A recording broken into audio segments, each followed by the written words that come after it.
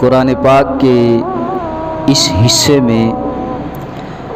ذکر اللہ کی فضیلت کا ذکر ہے کہ اللہ کے ذکر کا فائدہ کیا ہے، اللہ کے ذکر سے ملتا کیا ہے۔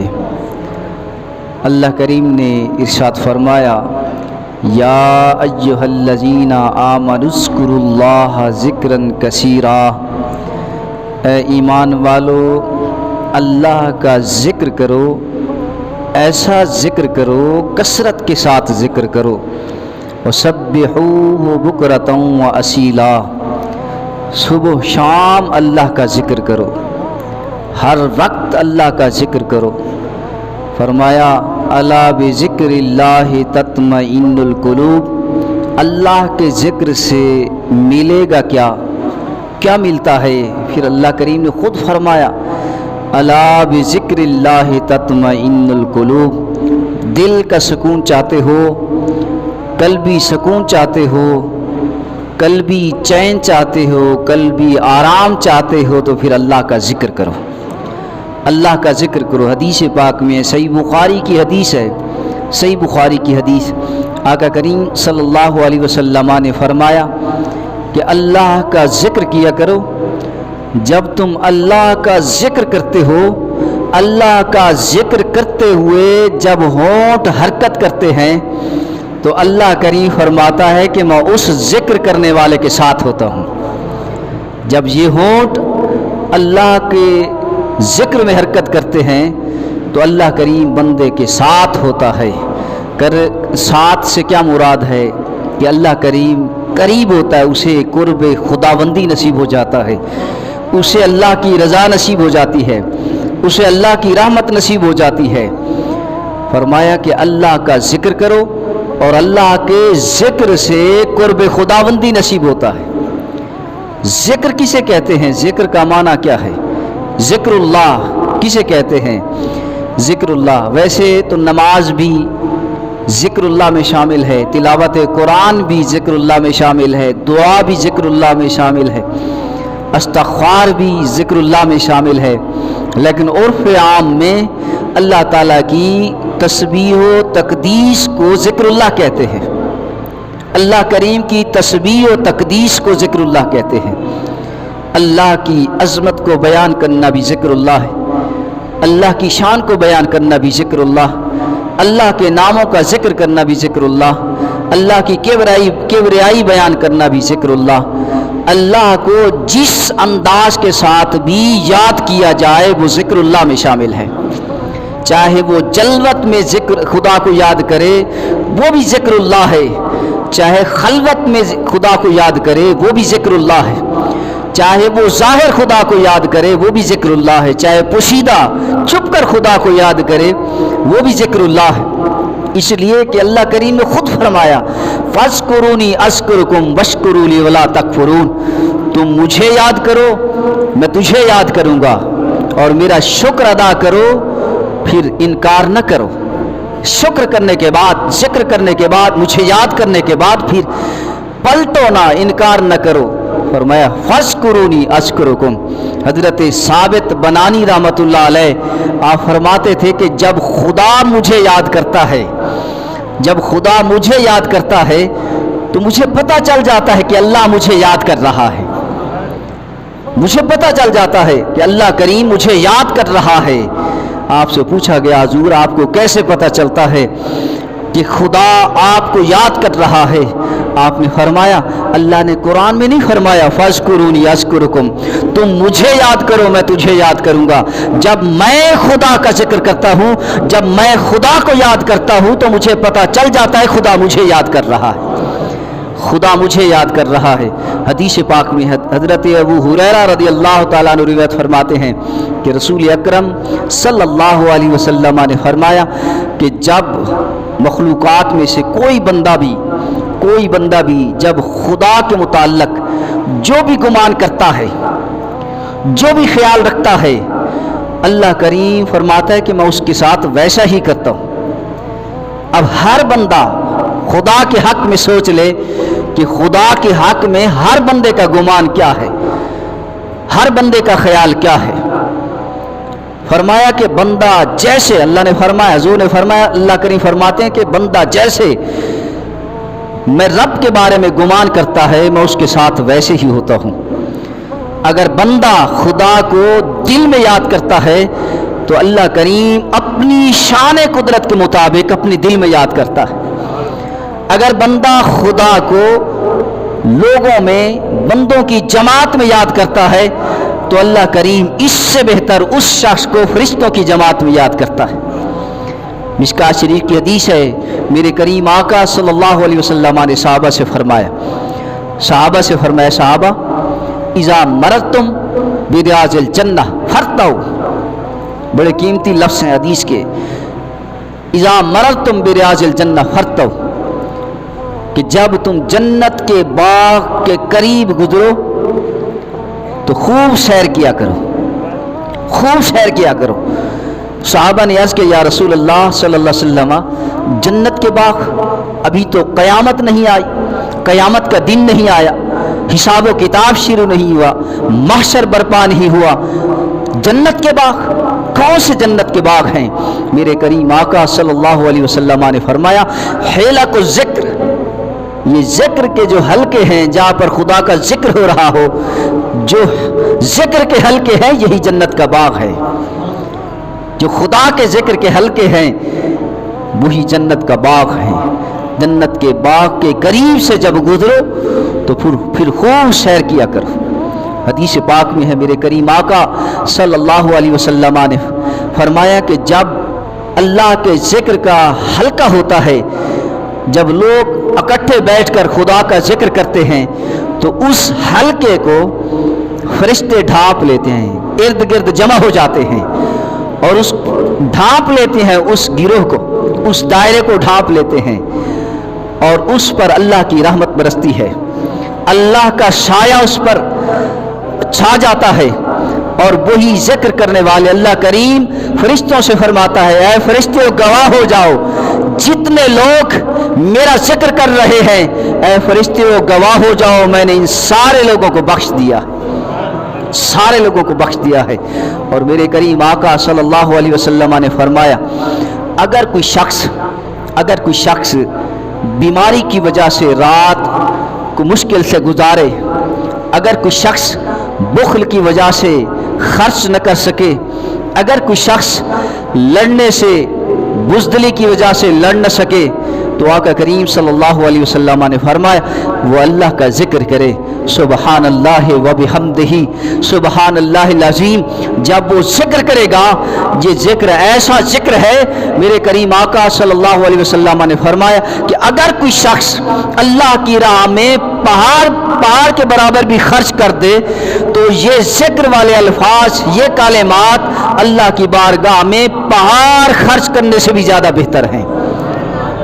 پہاڑ خرچ کرنے سے بھی زیادہ بہتر ہیں۔ تو سامعین محترم، حضرت سیدہ طیبہ طاہرہ عابدہ عاتقہ فاضلہ کاملہ فاطمہ الزہرا سلام اللہ علیہا،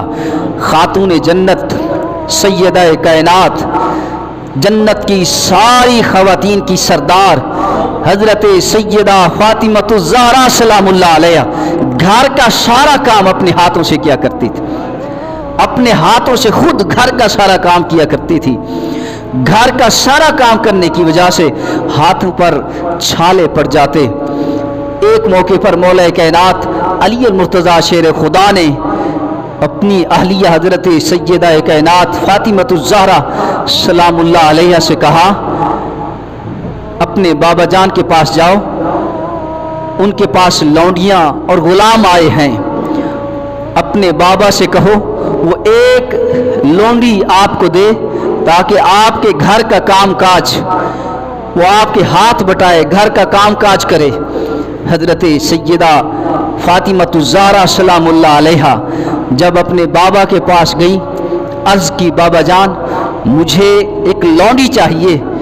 گھر کا سارا کام میں خود اپنے ہاتھوں سے کرتی ہوں، گھر کا سارا کام ہاتھوں سے کرنے کی وجہ سے میرے ہاتھوں پر چھالے پڑ گئے ہیں، اور وہ چھالے بھی حضرت سیدہ فاطمہ الزہرا نے وہ چھالے بھی رسول اللہ صلی اللہ علیہ وسلم کو دکھائے، ہاتھ دکھائے، ابا جان میرے ہاتھوں پر چھالے پڑ گئے ہیں۔ میرے کریم آقا صلی اللہ علیہ وسلم نے فرمایا، 3 جملے کہے میرے کریم آقا نے، فرمایا بیٹی اللہ سے ڈرتی رہو اور فرائض کی پابندی کرنے کے ساتھ ساتھ گھر کا کام کاج خود کرتی رہو۔ جب رات کو لیٹو، سونے کے لیے بستر پر آؤ، آرام کرو تو یہ کلمات پڑھ لیا کرو، 33 مرتبہ سبحان اللہ، 33 مرتبہ الحمدللہ اور 34 مرتبہ اللہ اکبر۔ یہ کلمات پڑھ لیا کرو، یہ اس لونڈی سے زیادہ بہتر ہے۔ حالانکہ حضرت سیدہ فاطمہ الزہرا سلام اللہ علیہا نے اپنے ہاتھوں کے چھالے بھی دکھائے، لیکن پھر بھی میرے کریم آقا صلی اللہ علیہ وسلم نے انہیں صبر کرنے کا مظاہرہ فرمایا کہ صبر کر، مزید خود گھر کے کام خود کر اور فرائض بھی ادا کر، اللہ سے بھی ڈرتی رہے۔ یاد رکھیے جو خدا سے ڈر جاتا ہے، جس کے دل کے اندر خدا کا خوف ہوتا ہے، اس کے لیے 1 جنت نہیں 2 جنتیں ہیں۔ فرمایا وَلِمَنْ خَافَ مَقَامَ رَبِّهِ جنتان، جو اللہ کے خوف سے ڈر گیا اس کے لیے 1 جنت نہیں 2 جنتیں ہیں، 2 جنتیں ہیں۔ حضرت ابراہیم واسطی رحمۃ اللہ علیہ ایک بار حج کے لیے گئے، جب عرفات کے میدان میں پہنچے تو حضرت ابراہیم واسطی رحمۃ اللہ علیہ نے 7 کنکر اٹھائے، 7 پتھر اٹھائے اور ان 7 پتھروں کو گواہ کر کے یہ کلمات کہے کہ اے پتھرو، اے کنکرو، میرے ان کلمات پر تم گواہ ہو جاؤ۔ جب حشر کے دن حساب و کتاب شروع ہو تو اے پتھرو تم میرے ان جملوں کی گواہی دینا، ہاتھ میں اٹھا کر گواہی کے لیے کہہ کر یہ کلمات کہے، اشہد ان لا الہ الا اللہ وحدہ لا شریک لہ واشہد ان محمدا عبدہ ورسولہ۔ یہ کلمات کہنے کے بعد جب حضرت ابراہیم واسطی رحمۃ اللہ علیہ آرام میں ہوئے، سوئے، خواب میں دیکھا کہ محشر بپا ہے اور قیامت کا دن آ گیا ہے، حساب و کتاب شروع ہو گیا ہے، مجھ سے بھی حساب و کتاب لیا جا رہا ہے، حساب و کتاب کے بعد میرے بارے میں حکم سنایا جا رہا ہے کہ اسے جہنم میں داخل کر دو۔ اب اللہ کے حکم سے وہ فرشتے مجھے جہنم کی طرف لے جا رہے ہیں۔ جب جہنم کے دروازے پر پہنچتا ہوں تو 7 کنکریوں میں سے 1 کنکری جہنم کے دروازے کے سامنے آ کر رکاوٹ بن جاتی ہے، پھر دوسرے دروازے پر پھر دوسری کنکری آ جاتی ہے، وہ رکاوٹ بن جاتی ہے۔ اسی طرح 7 کنکریاں جہنم کے 7 دروازوں پر آ کر رکاوٹ بن جاتے ہیں۔ اللہ کریم فرماتا ہے، اے ابراہیم، جن پتھروں کو تو نے دنیا کے اندر یہ کلمات پڑھ کر گواہ بنایا تھا، اپنے ایمان کی گواہی کے لیے گواہ بنایا تھا، اگر یہ پتھر ہو کر تیرے ایمان کی گواہی دے رہے ہیں تو میں پھر خدا ہو کر بھی ان کی گواہی کے حق کو ضائع نہیں کروں گا۔ اللہ کریم نے فرمایا اسے جنت میں داخل کر دو۔ جب حضرت ابراہیم واسطی کو جنت کے دروازے پر لے گئے تو جنت کا دروازہ بھی بند تھا، تو وہ کلمات جو حضرت ابراہیم واسطی نے میدان عرفات میں پڑھے تھے، اشہد ان لا الہ الا اللہ وحدہ لا شریک لہ واشہد ان محمدا عبدہ ورسولہ، وہ کلمات جنت کے دروازے پر گواہ بن گئے۔ ان کلمات کے گواہ ہونے کی وجہ سے جنت کا دروازہ کھل گیا اور حضرت ابراہیم واسطی جنت میں داخل ہو گئے۔ تو سامعین محترم، یہ ذکر، خدا کا ذکر، لا الہ الا اللہ اور اس کے ساتھ ہی محمد الرسول اللہ، لا الہ الا اللہ، اکیلے اس کلمے کی بھی فضیلت ہے، لا الہ الا اللہ محمد الرسول اللہ، پورے جملے کی بھی فضیلت ہے۔ حضرت انس رضی اللہ تعالیٰ عنہ روایت فرماتے ہیں کہ حضرت معاذ بن جبل رضی اللہ تعالیٰ عنہ نے جب رسول اللہ صلی اللہ علیہ وسلم سے یہ سنا کہ جو شخص یہ کہے لا الہ الا اللہ محمد الرسول اللہ، یعنی جو شخص اس بات کی گواہی دے کہ اللہ کے سوا کوئی معبود نہیں، وہ برحق ہے، عبادت کے لائق وہی خدا ہے،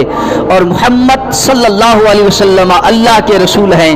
جو شخص اس بات کی گواہی دے اس پر جہنم کی آگ حرام ہے۔ حضرت معاذ بن جبل نے جب یہ کلمات رسول اللہ صلی اللہ علیہ وسلم سے سنے تو عرض کیا، یا رسول اللہ صلی اللہ علیہ وسلم، یہ خوشخبری میں لوگوں کو سناؤں، یہ بشارت لوگوں کو سناؤں؟ میرے کریم آقا صلی اللہ علیہ وسلم نے فرمایا، نہیں، یہ بشارت، یہ خوشخبری لوگوں کو نہ سناؤ، اس لیے کہ جب لوگ یہ خوشخبری سنیں گے تو عمل میں سستی کریں گے، اسی پر اکتفا کر لیں گے، اعمال میں کمی آ جائے گی۔ لہذا لوگوں کو خوشخبری نہ سناؤ، لیکن بات ایسی ہے۔ تو حضرت معاذ بن جبل رضی اللہ تعالیٰ عنہ اپنی پوری زندگی یہ بات کسی کو نہ بتائی، جب آخری لمحات تھے، دنیا سے پردہ فرمانے والے تھے، اس بات کے ڈر سے کہ علم کو چھپانا بھی گناہ ہے، علم کو چھپانا بھی گناہ ہے، تو اس بات کو چھپانے کے گناہ کے ڈر کی وجہ سے حضرت معاذ بن جبل اپنے آخری لمحات میں لوگوں کو بتا کر گئے کہ رسول اکرم صلی اللہ علیہ وسلم نے فرمایا تھا کہ جو شخص اس بات کی گواہی دے کہ اللہ کے سوا کوئی معبود نہیں اور محمد صلی اللہ علیہ وسلم اللہ کے رسول ہیں، تو یہ گواہی دینے والے شخص پر جہنم کی آگ حرام ہے، جہنم کی آگ حرام ہے۔ تو سامعین محترم، لہذا اللہ کا ذکر کرو، وَاذْكُرْ رَبَّكَ فِي نَفْسِكَ تَضَرُّعًا وَلَا خِیفَةً، گڑ گڑا کر اپنے دلوں کے اندر، اپنے جانوں کے اندر، اپنے ذہن میں، اپنے دل میں آہستہ جلی خفی جو بھی آپ کو ذکر ہے، خدا کا ذکر کریں، رو رو کر خدا کا ذکر کریں، خفیہ ذکر کریں، ظاہر ذکر کریں، اعلانیہ ذکر کریں، خدا کا ذکر ضرور کریں، اس لیے کہ خدا کے ذکر سے دل کو سکون ملتا ہے۔ اور یہ ذکر، خدا کا ذکر تین قسم ہے، ذکر باللسان، ذکر بالقلب اور ذکر بالجوارح، تین قسمیں ہیں ذکر کی۔ ذکر باللسان یہ ہے استغفار، تسبیح و تحلیل، خطبہ، دعا، یہ ساری چیزیں جو زبان سے ذکر کے طور پر کی جائیں وہ ذکر باللسان ہے۔ اور ذکر بالقلب یہ ہے جسے قلبی ذکر کہتے ہیں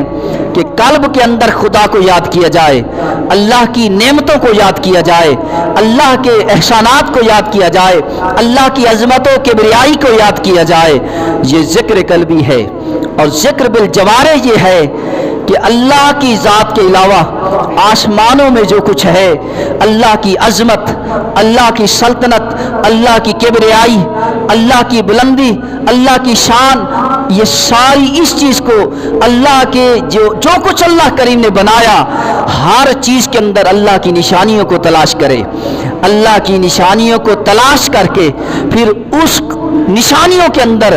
خدا کو یاد کرے، اپنے دل سے خدا کو یاد کرے، اپنی زبان سے خدا کو یاد کرے، پھر اس مقام پر پہنچے تو پھر اسے ذکر بالجوارح کہتے ہیں۔ جتنی بھی نشانیاں ہیں دنیا کے اندر، ان نشانیوں پر غور کرے، جبروت و ملکوت، اللہ کریم کی عظمت و سلطنت میں غور کرے، اللہ تعالیٰ کی شاہی میں غور کرے، غور کرنے کے بعد اس کی نشانیاں تلاش کرے، اس کی نشانیاں تلاش کرنے کے بعد خدا کو یاد کرے، یہ ذکر بالجوارح ہے۔ لہٰذا اللہ کریم کا ذکر زبان سے کرو تب بھی ٹھیک ہے، اللہ کریم کا ذکر قلب سے کرو تب بھی ٹھیک ہے، اللہ کریم کا ذکر سوچ سے بھی کرو، خیال سے، سوچ سے، گمان سے، اس لیے کہ اللہ کریم نے خود فرمایا کہ بندہ میرے متعلق جو گمان کرتا ہے میں اس کے ساتھ ویسا ہی کرتا ہوں، ویسا ہی کرتا ہوں۔ تو سامعین محترم، ایک شخص تھا انتہائی غریب شخص تھا، کسی امیر آدمی کے پاس وہ غلام اور نوکر ٹھہرا۔ جب مالک اور غلام کے درمیان بات چیت ہو رہی تھی تو غلام نے اپنے مالک سے کہا، حضور آپ مجھے جو کام کہیں گے میں کروں گا، جو آپ نوکری کہیں گے میں کروں گا، لیکن میری صرف تین شرطیں ہیں۔ پہلی شرط یہ ہے کہ جب نماز کا وقت ہو جائے تو فرائض نماز کے لیے مجھے منع نہیں کرنا۔ دوسری شرط یہ ہے کہ آپ مجھے جو کام بھی بتائیں، دن کو بتانا میں سارا دن کام کروں گا، لیکن رات کو میں اللہ کا ذکر کروں گا۔ تیسری شرط یہ ہے کہ مجھے ایک کمرہ دے دیجئے تنہا، اکیلا، کہ اس کے اندر دوسرا کوئی آدمی نہ ہو، صرف اکیلا میں اس کمرے کے اندر ٹھہروں، میری یہ تیسری شرط ہے۔ مالک نے کہا تینوں شرطیں آسان ہیں۔ مالک جب گھر لے گیا اور سارے کمرے دکھائے کہ ان میں سے ایک کمرہ تلاش کر لو، جب غلام نے کمرے تلاش کیے دیکھے تو وہ کمرہ تلاش کیا جو ٹوٹا پھوٹا کمرہ تھا، پرانا بوسیدہ کمرہ تھا، اس کمرے کو تلاش کیا۔ مالک نے کہا یہ تو پرانا ہے، یہ ٹوٹا پھوٹا کمرہ ہے۔ غلام نے کہا ٹوٹا پھوٹا کمرہ ہی صحیح، لیکن جب اسی کمرے کے اندر اللہ کا ذکر ہوگا تو یہ روشن ہو جائے گا، روشن ہو جائے گا۔ تو سامعین محترم وہ کمرہ منتخب کر کے جب دن ہوا، مالک جو کام کہتا نوکر غلام وہی کام کرتا، نماز کے وقت میں آزاد کرتا، وہ نماز پڑھ کے واپس آ جاتا، سارا دن کام کرتا۔ پھر جب رات آئی تو رات کو وہ غلام سویا نہ، بلکہ اپنے اس کمرے کے اندر، اس حجرے کے اندر مصلی بچھا کر خدا کی بارگاہ میں سر بسجود ہو گیا، خدا کا ذکر کرتا رہا، عبادت کرتا رہا، تسبیح و تحلیل کرتا رہا۔ اسی طرح رات کو وہ خدا کا ذکر کرتا، دن کو اپنے مالک مجازی کی خدمت کرتا۔ اتفاقاً ایک رات وہ مالک چلتے پھرتے جب اس کمرے کے قریب پہنچا، دیکھا کہ وہ غلام خدا کی بارگاہ میں سر بسجود ہے، گریہ وزاری کر رہا ہے، رو رہا ہے۔ اس کے رونے کی آواز کمرے سے باہر وہ سن بھی رہے ہیں اور دیکھ بھی رہے، اور وہ سر بسجود ہو کر اپنی جبین نیاز کو، پیشانی کو زمین پر رکھ کر خدا کی بارگاہ میں یہ عرض کر رہا ہے، اے اللہ، تو نے مجھ پر میرے مالک کا جو حق اور نوکری لازم کر دی ہے، اس مصروفیت کی بنا پر میں دن کو ادھر نوکری دیتا ہوں، رات کو تیری بارگاہ میں تیرا ذکر کرتا ہوں۔ اگر دن کو بھی میری یہ مصروفیت نہ ہو تو میں دن رات صبح شام تیرا ذکر کروں گا۔ اور غلام کا جو مالک یہ ساری باتیں سن رہا تھا، جب صبح ہوئی تو مالک نے اپنی بیوی سے کہا،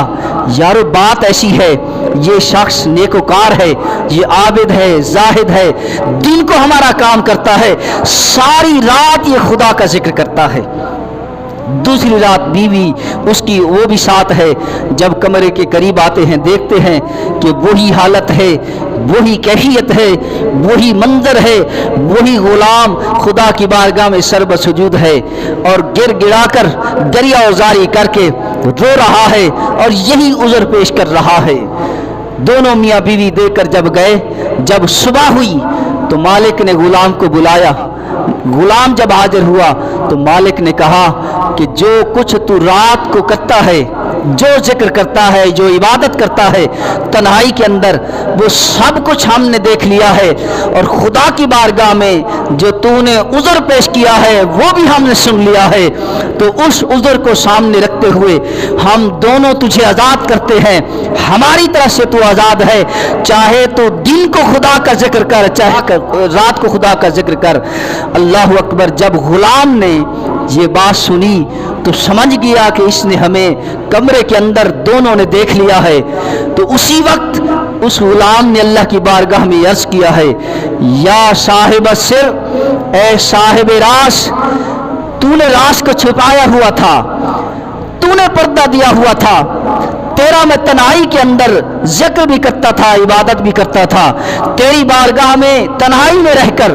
تیرے آگے روتا بھی تھا، گریہ وزاری بھی کرتا تھا، اپنا حال بھی تجھے بتاتا تھا، لیکن یہ پردہ فاش ہو گیا، ان لوگوں کو پتہ چل گیا، اب دنیا کے اندر زندہ رہنے کا میرا کوئی مقصد نہیں ہے، میری روح واپس پلٹ جائے، میری روح واپس چلی جائے۔ نیچے گرا اور وہ بندہ فوت ہو گیا۔ سامعین محترم، کہنے کا مقصد یہ ہے، ایسے لوگ بھی ہیں،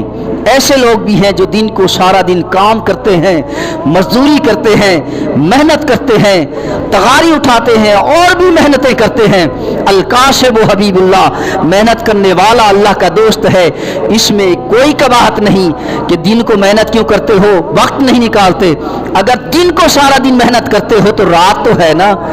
رات کو خدا کا ذکر کر سکتے ہو، رات کو خدا کو یاد کر سکتے ہو، اسی لیے کہ دلوں کا سکون خدا کا ذکر بھی ہے۔ جب تم خدا کا ذکر کرو گے تو خدا کا قرب بھی حاصل ہوگا، خدا کی رضامندی بھی حاصل ہوگی، اور خدا کی طرف سے تم پر، تمہارے اہل و عیال پر، تمہارے گھر پر خدا کی رحمت برسے گی۔ لہٰذا یہ نماز بھی ایک ذکر ہے، نماز کے لیے جمع ہوتے ہیں، وقت نکالتے ہیں، نماز بھی ایک ذکر ہے، خدا کی بارگاہ میں دعا کرنا بھی ایک ذکر ہے، اپنے گناہوں کی معافی طلب کرنا، استغفار کرنا،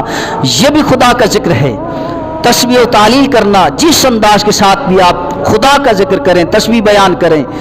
وہ اللہ کا ذکر ہے۔ فرمایا یا ایھا الذین آمنوا اذکروا اللہ کثیرا ذکرا کثیرا، اے ایمان والو اللہ کا ذکر ایسے کرو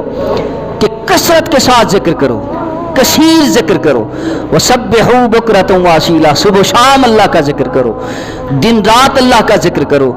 اس لیے کہ ذکر خداوندی سے جتنا ہم خدا کو یاد کریں گے اللہ کریم ہمیں اتنا یاد کرے گا۔ ویسے تو اس کی عنایت ہے، اس کی مہربانی ہے کہ اگر ہم یاد نہ بھی کریں تب بھی خدا ہمیں یاد کر رہا ہے۔ ہماری روزی بند نہیں ہوئی، اور مشکلات اور پریشانیاں جو بھی ہیں یہ ہمارے کیے کرتا ہیں، ہمارے اعمال ہیں، خدا کی طرف سے عنایات اسی طرح جاری ہیں، خدا کی طرف سے رحمتیں اسی طرح جاری ہیں، خدا کی نظر کرم اسی طرح عطا ہو رہی ہیں۔ یہ ہماری کوتاہیاں ہیں کہ ہم پیچھے ہٹ رہے ہیں، اللہ کی طرف سے کوئی کمی نہیں، کوئی کمی نہیں ہے۔